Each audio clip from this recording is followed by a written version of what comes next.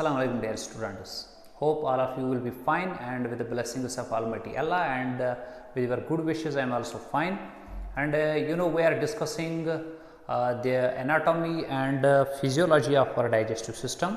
And in our previous lecture we discussed the different anatomical structures which are associated with our digestive system. Hope you might have went through that very lecture, and by now we will be discussing the histology of our gastrointestinal tract. So today we will discuss histology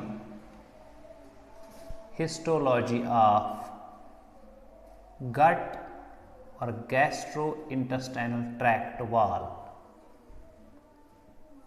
See, if we have to study the histological perspective of our gastrointestinal tract, what we have to do first? We have to get the gastrointestinal tract, and at its middlemost portion we have to cut it.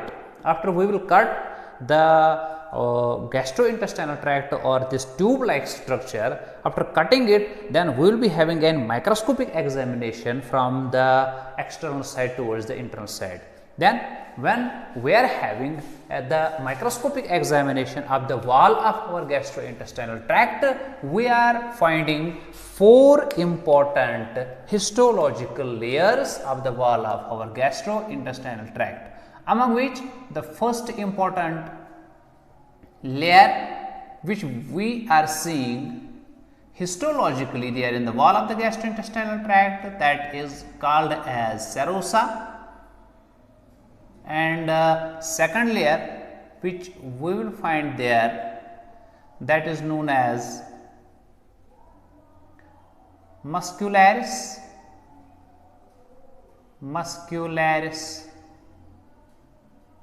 and third layer is known as submucosa, whereas fourth and the most important layer of the wall of our gastrointestinal tract is known as mucosa. See, these are the four important layers of the wall of our gastrointestinal tract. And if we are having a chronological look from exterior side towards the interior side of the wall of our gastrointestinal tract, we will find first serosa, then muscularis, then submucosa, and then mucosa. In order to have the chronological remembrance of all these four layers, I have devised a formula for it. That is, you have to only remember a sentence which is just made up of two words, that is, you have to remember SMS me. Once you will remember this simple sentence which is often being used by you on different social networking formats, you have to remember that. If you can remember that, then you can remember all the four gut wall layers of the digestive tract of the human beings. Here S stands for serosa, M stands for muscularis, S stands for submucosa, and this M stands for mucosa. Now look carefully now. This serosa forms the first layer, and this very layer is also known as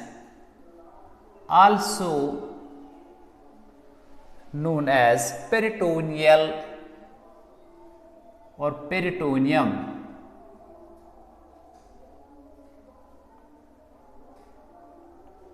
Since it forms the main visceral part, and as such it is known as visceral peritoneum. So serosa is also known as visceral peritoneum, and it is this visceral peritoneum layer which mostly consists of stratified, look carefully, stratified squamous, the most numerous tissue of the serosal layer is stratified squamous epithelial tissue, or stratified squamous epithelium, isn't it? And this serosal layer is mainly protective in function. This layer is mainly protective in function. That is why it has been provided with stratified squamous epithelial tissue. And besides the provision of the protection by this very important layer, it is also responsible for the attachment. Since the central part of our gastrointestinal tract mainly constitutes our intestines, in which small intestine is formed the major part, and in your previous lecture you have seen that the small intestines are more than or around 6 meters in length, and such part of the gastrointestinal tract remains associated with the dorsal muscular wall with the help of this serosal or the visceral peritoneum layer. And so far as the diagrammatic representation is concerned, this very layer is called serosa. This is serosa. Okay, then there comes the second layer, that is known as muscularis. This muscularis layer is also known as muscular coat. This very layer is also known as muscular coat because it forms a coat like covering surrounding the submucosal layer of the gut wall. Henceforth, it is also known as muscular coat. Okay? And this muscular coat or the muscularis consists of two types of the muscular fibers. The two types of the muscular fibers which form the muscularis are number 1 longitudinal muscular fibers and number 2 circular muscular fibers. When you will be microscopically visiting the gut wall from the external side of the muscularis, you will first find the longitudinal muscle fibers and then you will be finding the circular muscular fibers. See here in the diagram, this is the second layer or muscularis. In the muscularis,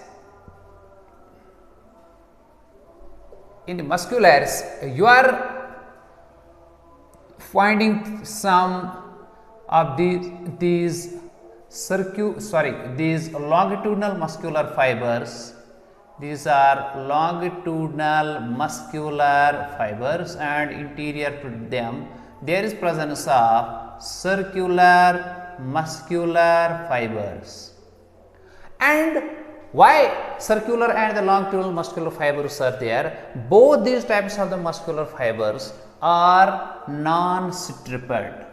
You will remember here carefully that they are non-striped because they are non-skeletal, they are involuntary, and it is because of these muscular fibers that our gut wall exhibits some specific movements which are called as peristaltic movements, some are called as undulatory movements, some are called as segmental movements. The most important movements exhibited by our gut wall are the peristaltic movements which result in the formation of a peristaltic wave like movements which help in propulsion of the food items to the different regions of our tube of the gastrointestinal tract. And these non-striped or the non-skeletal muscular fibers in the form of the longitudinal and circular, they help in the movements of our gut wall. And these movements are regulated by special form of the nerve plexuses. Special form of the nerve plexuses are also present in the muscularis, which are parasympathetic.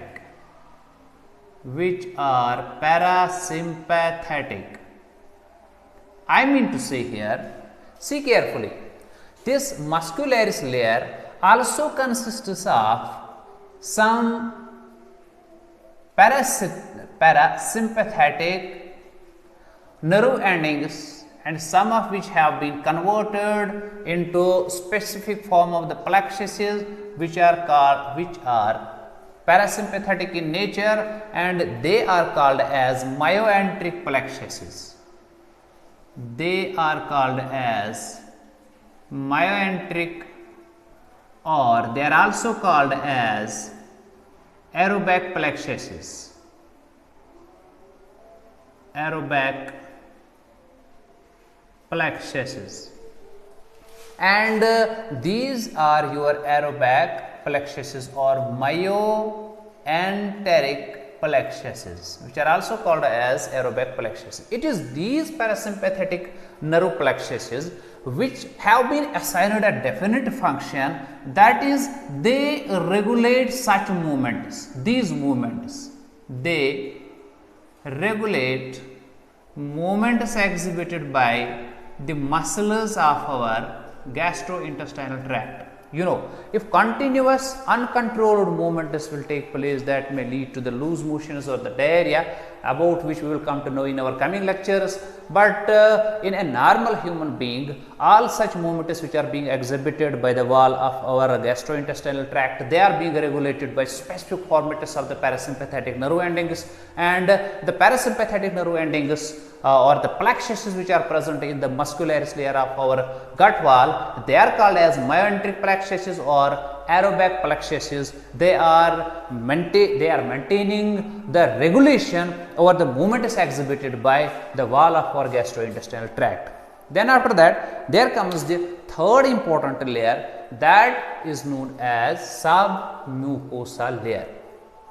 And this submucosal layer of the wall of our gastrointestinal tract, it is here 1, 2, and here it is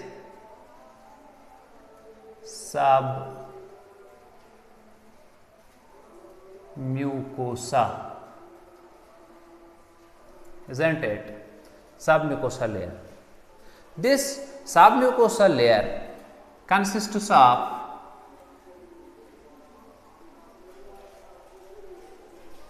areolar connective tissue. It mainly consists of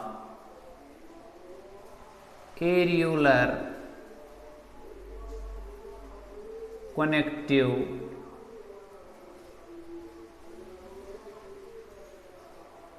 tissue. First, let me check whether my phone is recording my lecture or not.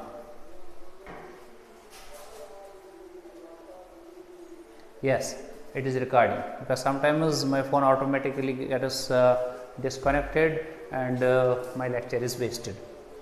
So, the submucosal layer of the wall of our gastrointestinal tract consists of mostly the areolar connective tissue, which is a special form of the connective tissue.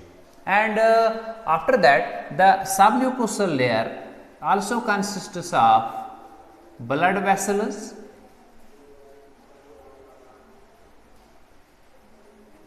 it also consists of blood vessels, and it also consists of these capillaries. Sorry, I should write down here. It consists of blood capillaries and lymph capillaries.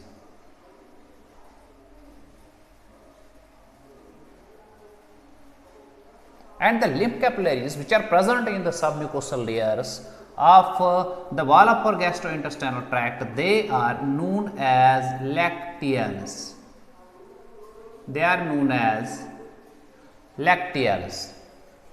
Besides the presence of these histological structures in the submucosal layers, it also consists of specific forms of the sympathetic nerves.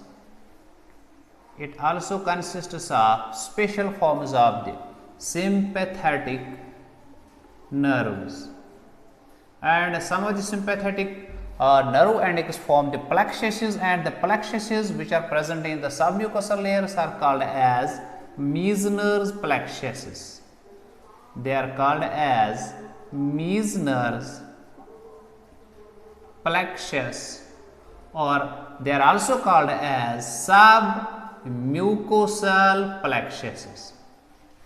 See, in the submucosal layer, we have found that there is presence of these or the plexuses.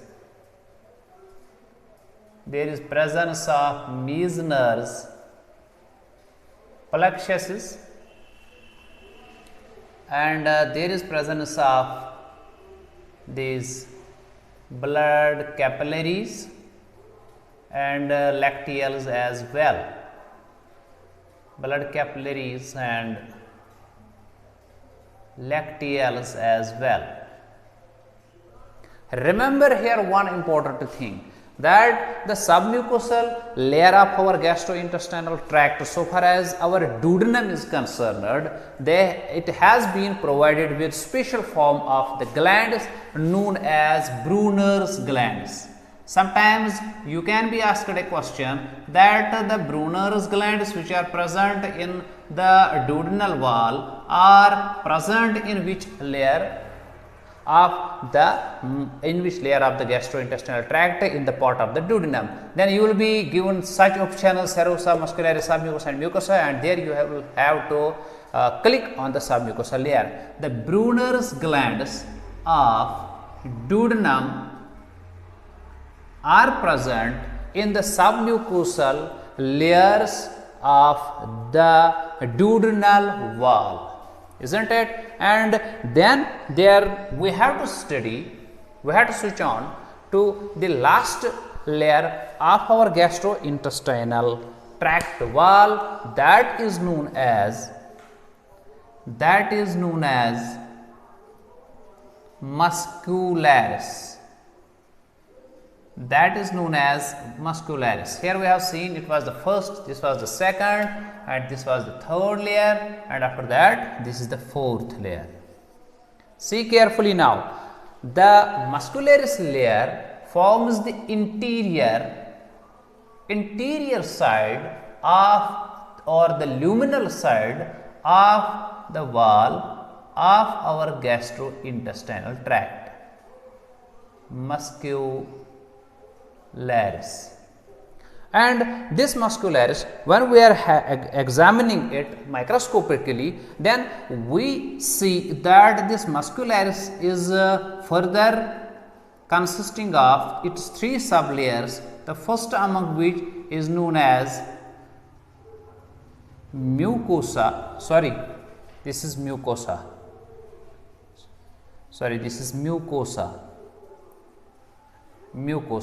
and this mucosa, here I will also write down here mucosa, and this mucosa, so far as its microscopic examination is concerned, it has further been seen that it consists of three sublayers, the first among which is known as mucosa muscularis.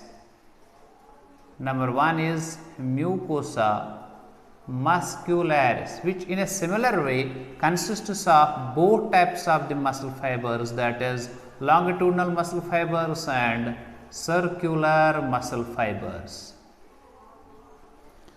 It consists of longitudinal as well as circular muscle fibers, isn't it? And after that it also consists of the second important region, that is known as lamina, propria. Lamina propria. It is this lamina propria which also consists of reticular cells, special forms of the connective tissue cells which are known as reticular cells. Besides that, it also consists of blood, and it also consists of these lymph capillaries. It also consists of blood and lymph capillaries, and this constitutes the second most important sublayer of the mucosa. And after that, we are seeing that there is the third sublayer of the mucosa, and that is called as epithelium or epithelial lining. Epithelial lining. Let me again check whether this video is being recorded or not. Yes. Epithelial lining. The epithelial lining of the mucosa, it results in the formation of the undulations, and such undulations are called as crypts of lubricant. Here you can see the epithelium of the interior luminal side of the wall of the gastrointestinal tract results in the formation of such undulatory structures, and such undulations are called as crypts of lubricant.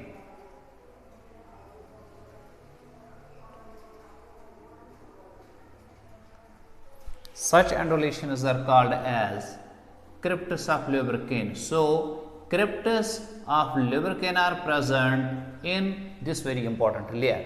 And besides that, it has outward filamentous projections, and such outward filamentous projections are called as villi, which are mostly present in the ileal part of the small intestines of our gastrointestinal tract. So, it consists of crypts of lubricant, it also consists of villi. Besides that, it sometimes also forms the glands, about which we will be discussing in our coming lectures, and such glands are deeply then incorporated into these other layers or the submucosal layers, the functions of which will be discussed in the coming lectures. But here we are discussing the histological perspective of the wall of the gastrointestinal tract, and in the epithelial lining we have seen villi, we have seen crypts of lubricant, and we are seeing two types of the columnar cells. We are also seeing there two types of columnar cells. You know, the columnar cells which are present here, they are of two types. Some cells are responsible for absorption, and such cells are called as absorptive cells, and most of the cells there are responsible for the formation of the mucus, which are called as mucus cells, or they are also called as goblet cells. Mucus cells or goblet cells form the ultimate epithelial lining of the interior side of the wall of our gastrointestinal tract. So, we will repeat the whole lecture now. That in our today's lecture we came to know the histological perspective of our gastrointestinal tract, in which we have seen after having a thorough and microscopic examination of the wall of our gastrointestinal tract, we have seen first layer known as serosa, second muscularis, third submucosa, and the fourth important layer known as mucosa. For the easy remembrance or the chronological remembrance of all the four layers, I have given you the formula SMSME, where S stands for serosa, M for muscularis, S for submucosa, and this M for mucosa. Here we have seen that the serosa is also known as visceral peritoneum, and it consists of stratified squamous epithelial tissue in most of the regions of the wall of the gastrointestinal tract.